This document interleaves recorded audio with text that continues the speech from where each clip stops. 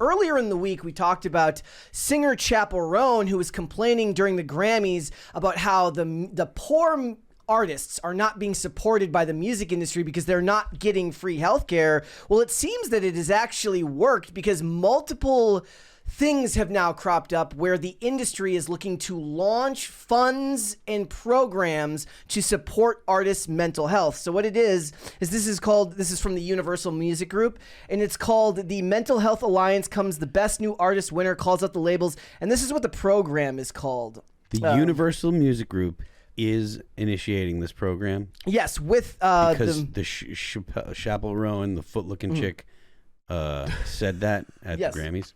So what it is it's called the Music Industry Mental Health Alliance. So this is a program. What I thought was funniest about it this is cheaper than actual healthcare, right? Yes. Yeah, right. Yes. This is all budget. This all comes out of the PR budget.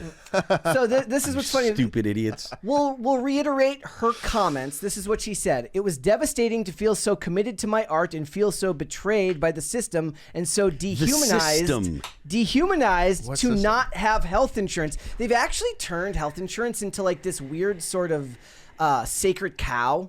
Dude, they want to make everything into like this rigid corporate structure where everyone has like an account with a company and everything like that. And it's like I've had this at the company that I work here for a while, which I'm lucky enough to have. But I haven't had it for years. I've had to buy my own healthcare and had to deal with Obamacare. Thanks, Obama, by the way. Shout out.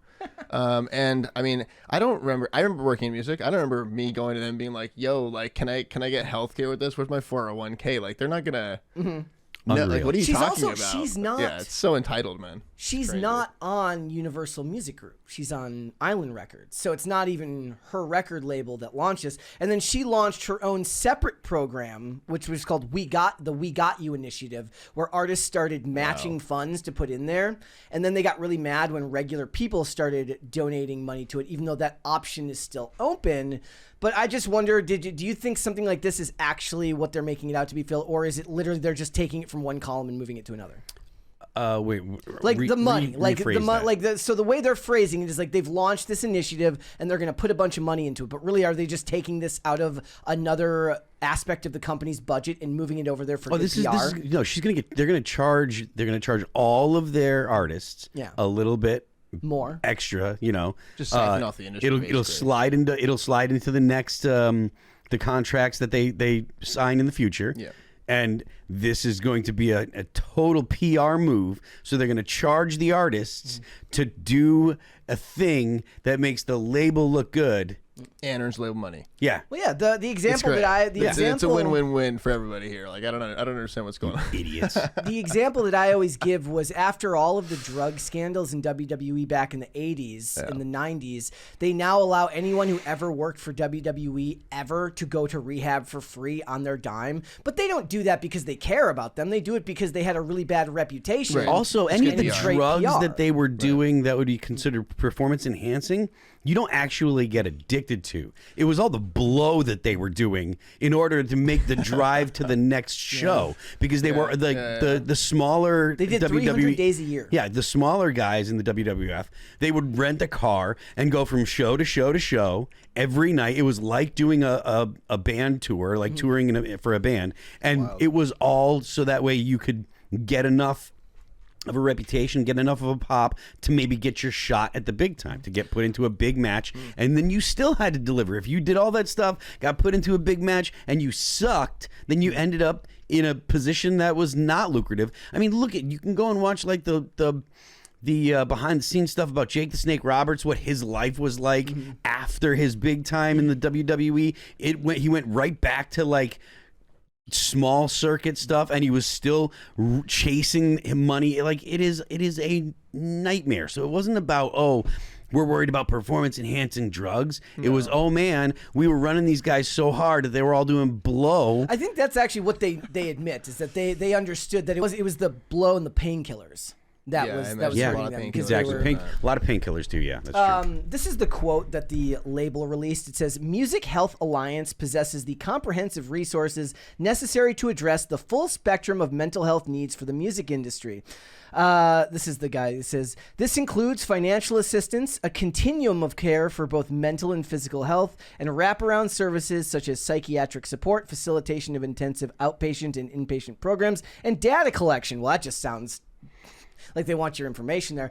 I find it funny because the majority of it was focused on mental health stuff. But when you try to appeal to everyday people about these types of things, like when a rich celebrity is telling a bunch of normal people about health insurance, regular everyday people are thinking about the possible car accident that puts them into debt for the rest of their lives because they have to get surgery, right? They're not talking about going to see a therapist. Yeah, I think that's probably true. I think that, and honestly, I don't even think therapy works for everybody. I think therapy works for about half the population, and that half happens to be mostly females. Depends because on women also- work through things in a different way than men do. Therapy is really geared towards women and how women deal with problems and stuff. It doesn't do a whole lot for men. It doesn't help men the way that it helps women. So Yeah. I did do DBT, like dialectic behavioral therapy and cognitive behavioral therapy, when I got out of rehab as part of like outpatient treatment to continue working on the things that you got into when you went to inpatient treatment. But all of that was one of those things where it was in conjunction with changes in physical activity, getting a new job, starting over, and building a routine around it again.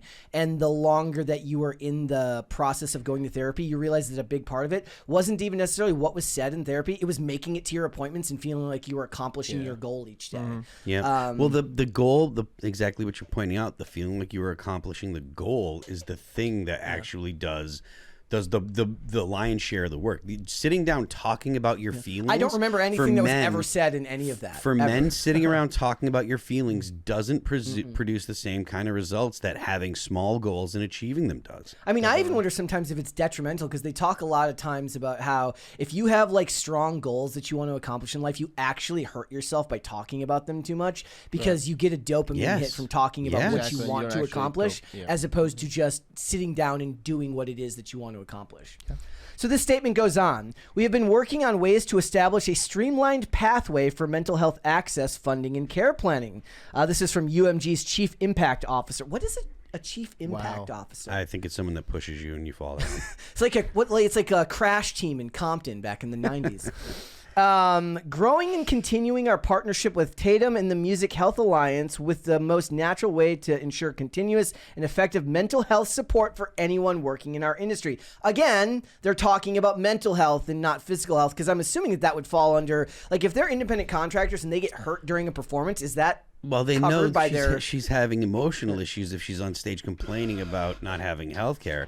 Her problem isn't actually needing health care, it's needing mental health services because she's crazy. See, I don't even think it's that. I think that's I have a more cynical approach, is that it's just part of her brand to complain about it, because it's like complaining about the Chappell system. Roan. Exactly. Yeah. Hey, I'm It's team been said. Chappell It's already Roan been all the said. way, because she tends to focus, like, outside of the healthcare stuff, she tends to be a more interesting whiner than the average whiner in the industry, Whiner. which I find to at least be a little bit more It's like interesting. the new crooner is a whiner. That's Yeah. pretty good. I like that. I Is like it- it. That actually might hit. That Was might this work. something you ever heard people talk about while working out there? No, I've definitely heard people say Chappell Grown before. I mean, I'm talking about like healthcare within these fields. I She's just always just assumed- that kind of person. She has that. She's like she's the activist person. Like Billie Eilish. There's like the 3 It Girls of the apocalypse. Not really the apocalypse, but it's like Chappell Grown, Billie Eilish, and Who's the third one? what's her name? Not Olivia Rodrigo. I don't remember who it is. But anyways, they all like have like their own. You know, like Billie Eilish is not really an activist. They all just look sad all the time. Right. But she is the activist. She is the archetype for like the activist, artist, etc. This like the the kind of she's trying to do the whole. I don't know. It's like Bjork but glam. It's well, just that's her thing. that was different back It's her then, shtick. though. Like Yeah, it was definitely cooler back before the internet.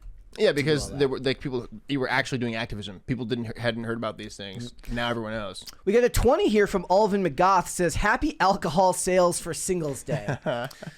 See, that's what they need to do. They need to start, changing the marketing strategy. If they're gonna, you put the Valentine's Day cards right next to the booze sales, and then you make a fortune either way. Thanks for watching. Listen to full episodes of Pop Culture Crisis on Spotify. Keep up with us on social media and make sure you subscribe and ring that bell so you never miss the show. Bye, guys.